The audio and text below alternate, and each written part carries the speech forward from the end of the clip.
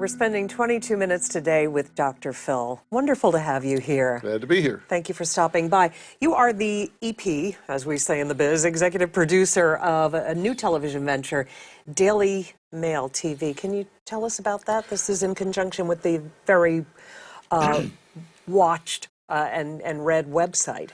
Yeah, it's really an exciting project for us. We've been working with Daily Mail for a couple of years, and we got involved with them because they do a lot of the kind of stories that we do on the Dr. Phil Show, human interest stories, and they really dive down and find out what's behind the headline. And so we started a dialogue with them, and we said, boy, we find a lot of interesting stories on your site. And they said, well, we find a lot of interesting stories on your show.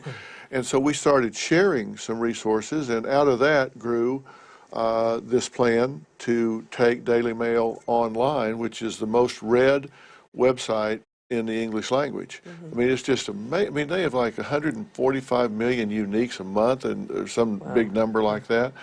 And so we worked on it, and we're launching Daily Mail TV this September, which will be an extension of the website, and we'll be breaking exclusives there. And they're the biggest purchaser of video and still photos of any news service in the world. And they file 900 to 1,000 stories a day. So we have all these resources to put into this television show. A lot of stuff to work with. And yeah. what I know you're executive producer. Is there an on-air role for you as well? Will you no. be sort of, you won't be anchoring any of the no, segments? No, I won't be anchoring any of the segments. And but where the resources we have, you just couldn't start a TV show with that. They've got like 3,000 correspondents around the globe. They're all now part of the TV show. As I said, all of the video and picture assets that they have, and just we have all of these things to start a show with. So it's really a new venture that nobody's ever been able to do something like this before. So we're excited about it. Yeah. How will I be able to watch it? Well, it'll be on in 100% of the United States. It'll be on here in New York, LA, Chicago, everywhere. So we've got it cleared already throughout the United States. Right, and obviously a big web component as well, because people already read the news there on the website, right? Yeah, the TV show will be sending people back to the website, and the website will be sending people to the TV show. Right. So, that's right, synergy. There's a definite plan here. Yeah. And how do you, in this day and age, when everybody's talking about fake news, is it one of these sites that you can go and say, okay, you know, I trust these people. I'm going to get some interesting stories here. There's not any kind of spin, or is there a political spin at all? Well, you know, Daily Mail is news with an attitude, in the sense that they do look at it from a different point of view, but it's the point of view of the people involved in the story. You know, they may show a bombing took place here or there, but their story will begin on a teddy bear in the middle of the street. And who owns that teddy bear? And where is that child? And where is that family? Let's talk to the family instead of talking to the representative of the government over. They want to talk to the people, not the government. And so it really is a kind of a man on the street kind of point of view. And it doesn't come with an agenda. It's not conservative. It's not liberal. It's just really human interest. And, it's going to cover crime and sports and celebrity and just all kinds of things. I think people appreciate that in this day and age. I really do. And then, of course, there's that little show, the Dr. Phil Show. Right. For how long now? 15 years. That's right. Yeah. I read that, and I guess I was wondering, when you started, did you have any sense that it was going to be going this long and this strong? I don't think I had enough sense to think about that, enough television sense to think about it. I'd done 5 years on the Oprah Show, and then we launched the Dr. Phil Show from that. I'd like to say I was the first graduate of Oprah University, and she and I are great friends, and we still talk on a very regular basis. And we just spoke the other day, you know, who would have thunk it, you know, 15 years into it. She said she thought I'd do it for a couple of years and get bored. But I have to say, at the end of 15 years, I'm as excited about the Dr. Phil Show as I was the day I started it. And I'll tell you why. We reinvent ourselves over the summer every year. We ask ourselves, how can we tell our stories better? We listen to our viewers. What is it they want to focus on? Like, for example, now we do a lot of more headline stories, things that people are reading about. Maybe they're crime-based, maybe they're tragic-based, whatever. And we didn't do any of that when we started. When we started, I don't think the first tweet had been sent. The first Facebook post had not been done. So things are changing. It's a different world than it was 15 years ago. Yeah, and of course, most recently, when you Google Dr. Phil, one of the first things to come up, of course, these days is "Cash Me Outside." How about that, the Danielle story? I was wondering about your thoughts on that and how she's gained this sort of fame or infamy, if you will. How do you feel about that? Do you feel that that might be unhealthy for her at all? I mean, she has all these social media followers. She's doing appearances. She's making money and a lot of craziness. Well, I don't begrudge somebody making some money. I don't begrudge somebody having some fame. But there's a difference between fame and infamy. And I fear this is infamy, not fame. And if you follow the whole arc of the story, we had her on because the parent and grandmother were very concerned about where she was headed. Right. And at the end of that first show, and this is where she had made this offhanded comment, it was just part of a paragraph she was saying, of some dialogue where she was being disrespectful. And it just kind of got plucked out and went viral. Who knows what's going to go viral. As so many things do. Yeah, it can be a cat falling asleep, or it could be something like that. Sure. We sent her to a place called Turnabout Ranch for 4 months. And this is a real working therapeutic ranch. And she did equine therapy and other types of therapy, continued her school. By the end of that time, all those things that she had exhibited and that you now see were gone. She was actually in a leadership position with some of the younger girls.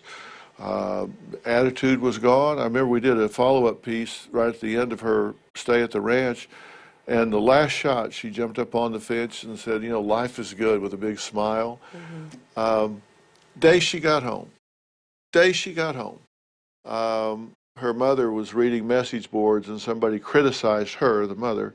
She tracked them down, got the Facebook name, tracked it down to who that really was, what city they lived in, found their phone number, calls them and screaming on the phone and challenged them to a fight and all of this stuff. And with her daughter there, and it just fell apart. Almost. All the good stuff evaporated, which sounds means like. It's environmentally specific. You take her out of that environment, put her in a therapeutic environment. She did very well. Put her back in that home. It fell apart. Yeah. Would you have her back on the show? I did have her back on the show, and this time when they came out, the mother came out first and the daughter, and I had the entire studio empty. Not one audience member, not anybody there, just us. And they were both crestfallen. There was no audience there to play off of. There was nobody there to show off for. And I said I thought it would be best that you not be distracted. And they were very disappointed in that. They wanted to make more news. They wanted to do all of that. And I said, no, we're not going to do that. I'm not going to be part of that. It's addictive, I suppose. So you do cover a lot of current stuff, a lot of new stuff. And one of the big stories that we've been covering lately is all the sexual harassment and other allegations against Fox News. I know you had Megyn Kelly on the program some time ago. And I guess what I'm wondering, Dr. Phil, is there, people say it has to do with the culture in a workplace. And I'm not saying that the allegations are true or false, but in a case of sexual harassment, when it's real, is it a case of a person in power and total power corrupting, in a sense? Is that why it can happen? Well, I think it is a sense of entitlement. And we know that rape, for example, is not about sex, it's about power. And the same thing is true. If a man asks a woman for a date, ask her again, is that harassment? I would say in most cases the answer would be no. Here's someone pursuing someone that he's really attracted to or cares about. unless there's an imbalance of power. And if you put it in the workplace where that pursuer has the ability to impact the trajectory of that person's livelihood, to put in jeopardy that person's career, the ability to feed their family, the ability to do their job, now that becomes egregious. Now that becomes harassment. That becomes a violation. And that's what happens in the workplace. If you've got an imbalance of power where you have a supervisor over a supervisee, and that person is hitting on, going after, pursuing that person, and doesn't take no for an answer, or makes even the implication this is going to affect your job, that person has to have somewhere to go that is independent. It's got to be a human resource department. It's got to be a legal department. It's got to be somewhere that they can go that says, I need you to balance this power out and get this person off of me. And in a corporate culture, you have to make sure that that human resource department is truly independent and has the authority to do what they need to do. And I think people question whether that's the case at Fox when it's from the top down. Right. Another subject that we've tackled, not, you know, I don't need to get into specifics about the show, but this Netflix series, 13 Reasons Why. A lot of school districts talking about it, a lot of parents with teenagers having conversations about it at the dinner table, that it might be harmful to watch a show like that, that it might glamorize suicide. On a more general level, what's the best way to stay on top of your teenager with serious matters like that? I find sometimes when you try to have a formal sit down, it doesn't work. Things come out in the car or in some moment when you're not necessarily trying to get any information from them.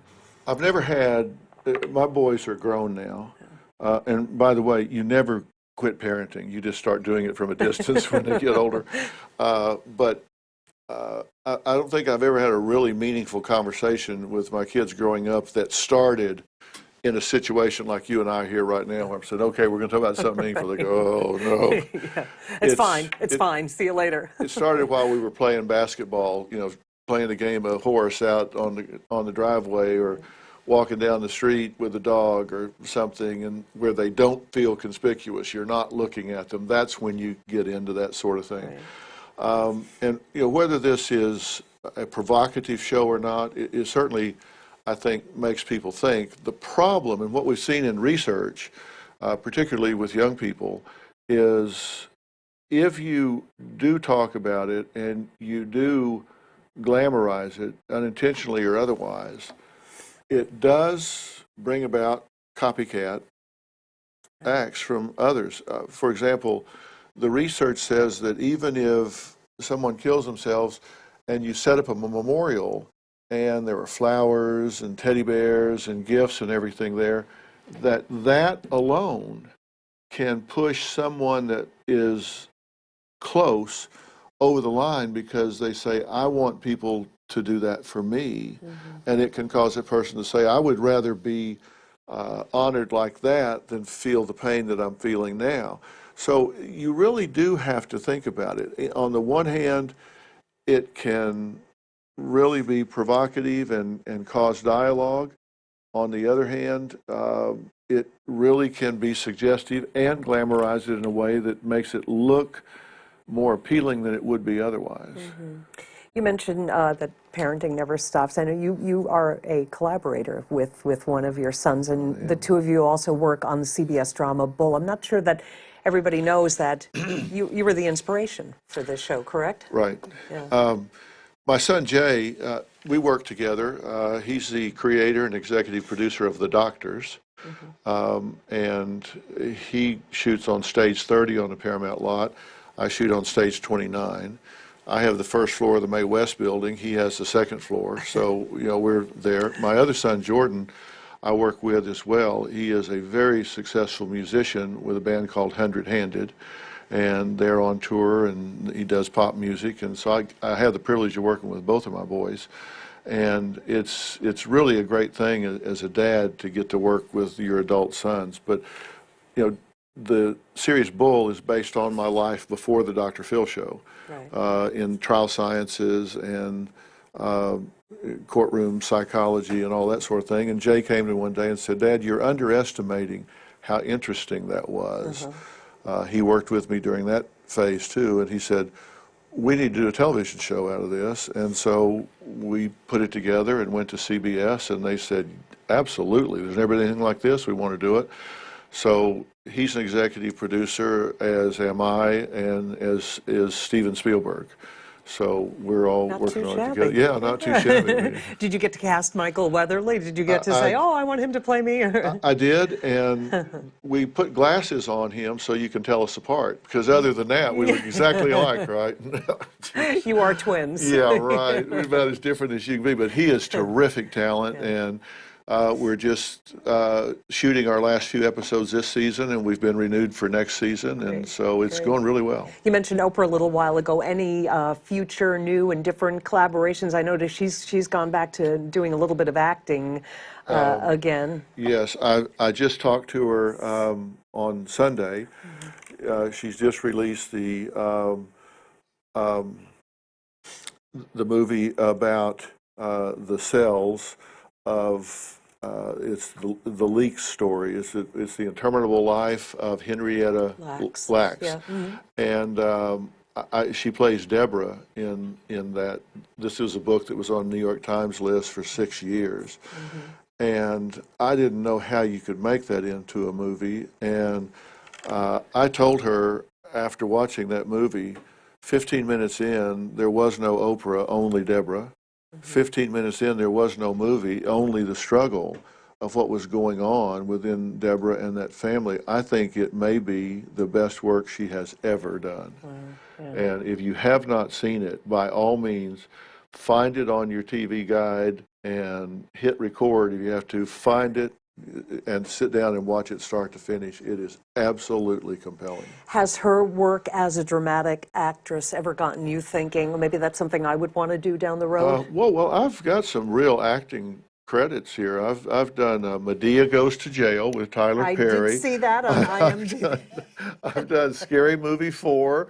You played yourself on Frasier too, right? I've been on Frasier, and so yeah, there's a lot of Oscar buzz around some of my performances. No, I think I'm going to stick with non-scripted. I do some of that stuff for fun sometimes because it is fun, and Tyler's a good friend of mine. Shaquille O'Neal and I did the Scary Movie 4 thing. We had a good time doing that. So if it was with my friends and stuff, I'll do it because it's. I just want to make sure people know I'm laughing at myself, and it's okay if they laugh at me. We're doing it all together.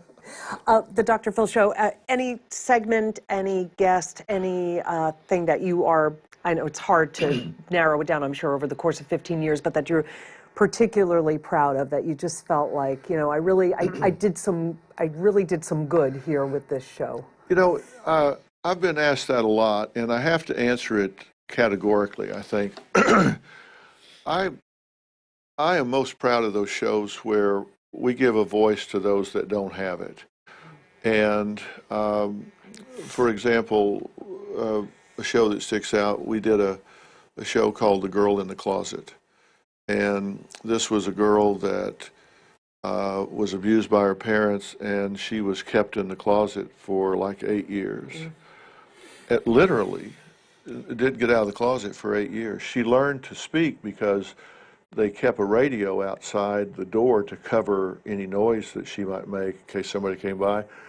And listening to the DJs is how she learned to speak.